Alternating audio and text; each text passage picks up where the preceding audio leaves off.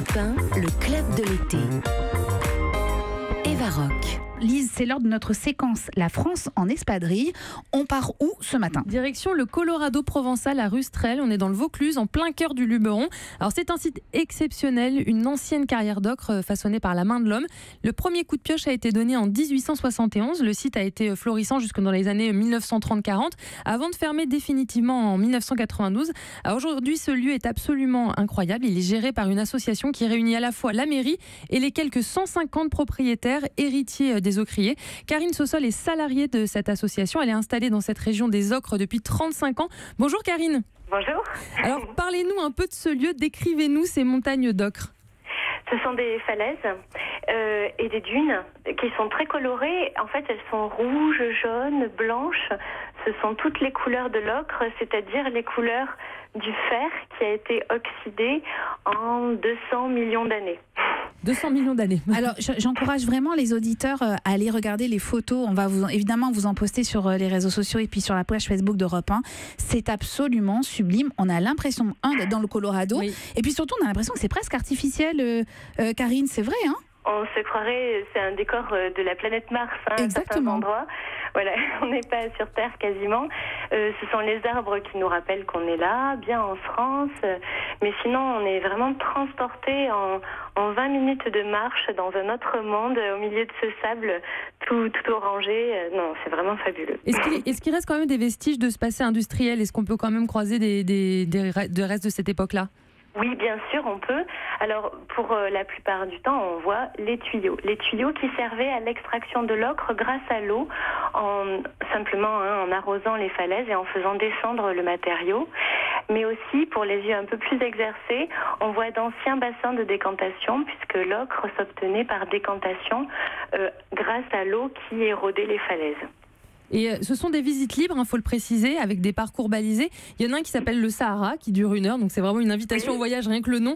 Et une plus longue qui dure 2 heures avec le Belvédère, c'est ça, on voit les cheminées d'effet. Voilà, tout à fait, on s'élève. En fait, on va quitter le Sahara, on monte au travers de la forêt dans un vallon très frais et on arrive au-dessus en fait des cheminées d'effet sur un petit plateau sur lequel on voit donc le Sahara de loin, puis la cheminée dans laquelle on n'a plus le droit d'aller maintenant parce que c'est dangereux. Et ensuite, on repart vers le désert blanc, là qui est absolument blanc. Enfin, voilà, il n'y a que des contrastes et des choses très intéressantes et très variées à faire. Karine Sossol, vous êtes donc salariée de l'association qui gère ce site. Oui. Lise nous racontait que c'était souvent des anciens héritiers des ocriers qui étaient au sein de cette association. Est-ce que c'est votre cas? Vous aviez vos ascendants qui étaient dans cette industrie-là? Non, pas du tout. Moi, je ne fais que travailler pour eux, mais je travaille avec des gens qui avaient donc leur père, leur grand-père pour certains, qui ont travaillé dans ces carrières, qui ont pris donc des concessions et qui en ont hérité aujourd'hui. C'est pour ça que les propriétaires en fait sont de plus en plus nombreux parce que à l'héritage, ils donnent à leurs enfants, à leurs proches, et on a de plus en plus de propriétaires, donc de plus en plus d'interlocuteurs. Olivier Pouls. Est-ce que ces décors incroyables ont servi pour des films? Oui, c'est arrivé, bien sûr. Alors, ce ne sont pas des films extrêmement connus. On a beaucoup de gens qui viennent pour des courts-métrages, mais on a accueilli les prêtres, je ne sais pas si vous vous souvenez de leurs prestations, qui ont fait leur clip vidéo. Et oui, bien sûr. Ouais. Voilà, oui, dans les cheminées d'effet. Et vous avez plein de projets. Je sais que notamment vous prévoyez d'aménager le lieu pour les personnes à mobilité réduite, pour ceux qui sont aussi malvoyants. Comment est-ce que vous allez rendre ça possible pour que la visite soit possible pour toutes ces personnes? Alors, on relève le gant là parce qu'on n'a pas encore travaillé sur cet axe-là. On a beaucoup d'idées. On va travailler avec un bureau d'études qui va nous guider pour pouvoir faire ressentir aux personnes qui n'ont pas la vue ce que c'est que l'ocre, comment est-ce qu'on est dans ce décor. Voilà, je vous avoue que ce sont des gens qui sont très attentifs au handicap. On va travailler avec des associations sur le handicap et c'est eux qui vont nous guider en fait, puisque nous ne connaissons rien encore. C'est simplement un souhait. Depuis le début que l'association existe, on voulait faire déjà un accès aux personnes en fauteuil. Parce que le sable les empêche vraiment d'accéder. Oui. C'est très frustrant. Et là, en fait, on se dit, quitte à mettre un curseur, autant aller le plus loin possible Bien et sûr. pouvoir le donner accessible à toutes les personnes. Voilà. Alors vous êtes ouvert toute l'année, sauf en janvier, car il y a des coupes à faire dans la forêt pour s'occuper du balisage. On est quand même dans une forêt, il faut le rappeler. Oui, c'est vrai. Oui, tout à fait.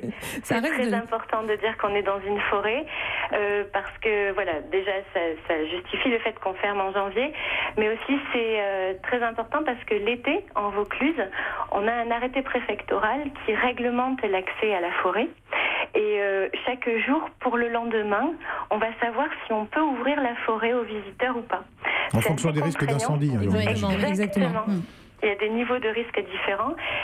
Nous, on travaille avec les services de l'État, la DDT, les pompiers, pour pouvoir ouvrir le site, même quand on est à un niveau de risque très élevé. On garde le Sahara ouvert. Parce que, comme son nom l'indique, il n'y a pas d'arbres. Donc, très peu de danger pour les visiteurs. Et est-ce qu'il y fait aussi chaud? Il fait quand même très chaud dans le Sahara. Heureusement, ça dure 10 minutes pour le traverser, celui-là. Il n'est pas trop difficile. Mais il faut quand même amener sa bouteille d'eau, son chapeau, sa crème solaire. Son chameau. C'est très important. Et son chameau. Karine, j'ai une question extrêmement importante parce que depuis ce matin, on est divisé on est divisé dans deux camps pour la prononciation du mot luberon ou luberon. Qu'est-ce que vous dites, vous? Alors, j'ai bien entendu Oui. comment c'était accentué tout à l'heure. Il faut absolument dire Luberon, sinon on sait que vous ne venez pas du Luberon. Ah, d'accord. En même temps, Bon. on sait qu'Eva Voilà. n'est pas Non, du Luberon. pas de là-bas. Et moi non plus d'ailleurs. On rappelle, Lise, que le site est ouvert pendant l'été. Oui, exactement. Vous recevez entre 200 et 220 000 visiteurs par an. C'est vraiment pas cher. L'entrée, c'est 5 € par voiture. Donc, si vous êtes en famille, ça reste 5 €. Si vous êtes 4 dans la voiture, c'est 5 €. Prix qui comprend le stationnement, le plan des circuits, la visite et un accès aux sanitaires. C'est important, ce petit détail. Et d'ailleurs, c'est très transparent sur le site. On dit où va votre argent, et notamment pour financer aussi ces études qui vont permettre d'aménager ce site et de l'entretenir. On peut le Voilà. visiter de 8h à 19h. C'est bien ça pendant C'est ça, l'été, hein? tout l'été, c'est ça, D'accord. exactement. Merci beaucoup, Merci Karine infiniment, Sossol. Karine. Merci à et vous, bon au été. Europe 1.